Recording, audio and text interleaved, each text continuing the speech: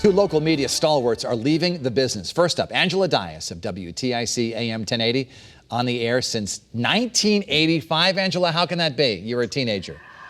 Yeah, that's what we'll say. I was a teenager, yeah.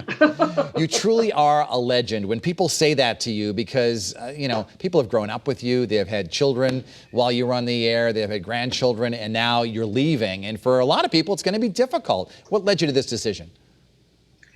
Well, I've been thinking about it for a long time, and I've been at WTIC for 35 years. I've had a great career.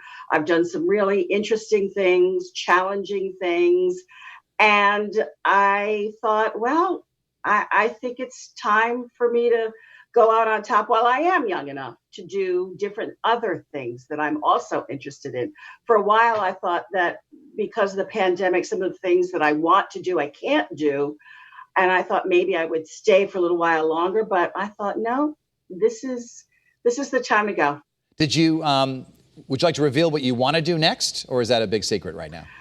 Well, I wish I had some grand plan, but really for the next couple of months, I just don't want to get up at 3 o'clock in the morning.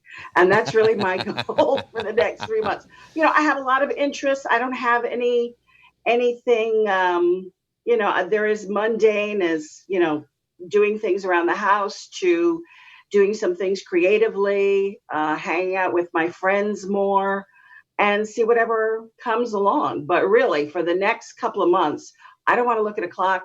I don't want to have to get up at 3 o'clock in the morning. That's my goal for the next few months. Well, your body may wake up anyway, but over the last several years, as our viewers know, we had you on as a moderator, as a panelist during our debates for candidates for governor and candidates for the U.S. Senate. And one reason we chose you, Angela, is because even though you sit in a studio next to some pretty opinionated people, you never revealed your political opinions. And when we would ask some of the candidates if there's anyone that you don't want to be a panelist because of a perceived bias or what have you, and there were, some out there who the candidates did not want to have moderating a debate or being a panelist in a debate, your name never came up. And everybody we spoke to always said, I don't know where she stands on that, so that's a good thing.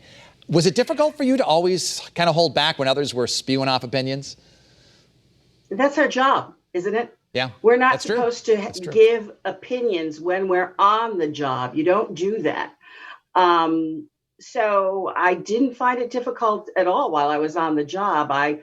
The thing that's so unfortunate these days, though, is that even when you give both sides of a story, and we as journalists at WTIC and everywhere else, we are very diligent at providing both sides of the story. Some people still find bias in that, which is disturbing and annoying. But that's what we do. We give both sides. So I don't see how people can find fault. Where do you see the future of radio news in Connecticut going? The industry has changed a lot. It's frankly not as vibrant as it used to be. But it's changing. It's changing. As all media companies are doing, there's a lot that's going on online, and radio is already doing that, and we'll be doing more of that, what with podcasts and everything else. But there's always a place, I think, for live local news, as you know, being in television. I mean, look at how television news has expanded just in the airtime that they're eating up now. Why? Because people want live and local. That used to be the exclusive province of radio, because we were on all the time and we had the ability to go on at a moment's notice. But of course, television does the same thing now. But people want that. People need that. Very briefly, in about 30 seconds, what was your biggest day on the radio here in Connecticut that you recall? It would have to be 9/11. And even though I wasn't in New York when it happened, I was on the air when it happened. And because people are not always in front of their television, I had to describe what was going on. And it was surreal, describing something that I couldn't really even believe was happening. I'm a big Angela Dias fan. I certainly will miss you, my friend, and enjoy your retirement. Well deserved. Thank you so much, Dennis. I've enjoyed. Thank you. You'll be fondly remembered in Connecticut broadcast history. Well, I appreciate that. Thank you. All right, bye, Angela. I want to bring in another local media legend, Dave Owens, who just left the Hartford Courant after a 26-and-a-half-year run. He joins us now from his new employer, the town of Vernon. And Dave, great to see you here on Face the State. Good to see you, Dennis. You know, I learned so much journalistically from you just by reading your articles because they were always thorough. They were well researched. You had a lot of facts in them. And I'll ask you the question I just asked Angela. What was your biggest day, your biggest story that you ever broke for the Hartford Courant? Well, I think the biggest story was also the saddest story I ever covered, and that was the Sandy Hook tragedy. I was one of the current reporters at Sandy Hook that day, and it was just, as everyone knows, just an awful, awful event, awful day, and something that I think still causes pain across our state. Do you remember the first story you did for the Courant? I remember one of the first, and it was a story about the leaf collection in West Hartford, which is always a big deal when the town would come around and suck up the leaves, everybody raked to the curb. And I wrote a particular version of the story, and my editor, who was a wonderful guy named Mark Del Vecchio, brought me into his office and told me the story was fine the way it was, but we're the Hartford Courant, we have higher standards. And he handed me the old city directory and sent me out to start cold calling people around town to get people into the story and get what people were really thinking about that ever important event in West Hartford, leaf collection.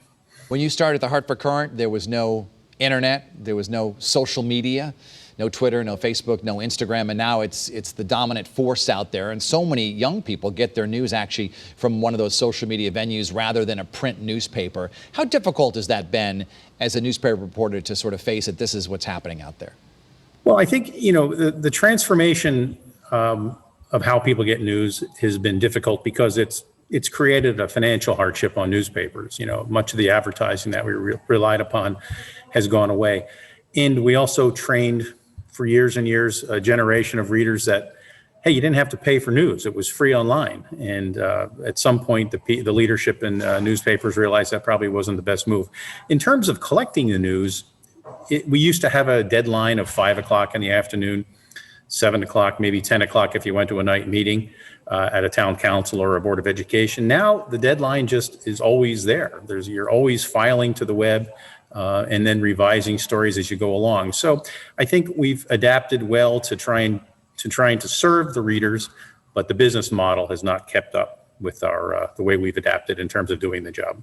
Where do you see the newspaper industry going in Connecticut in the future? I think eventually the printed newspaper at a lot of places is going to be something of the past. I don't know how long. It's still a considerable source of revenue for a lot of newspapers.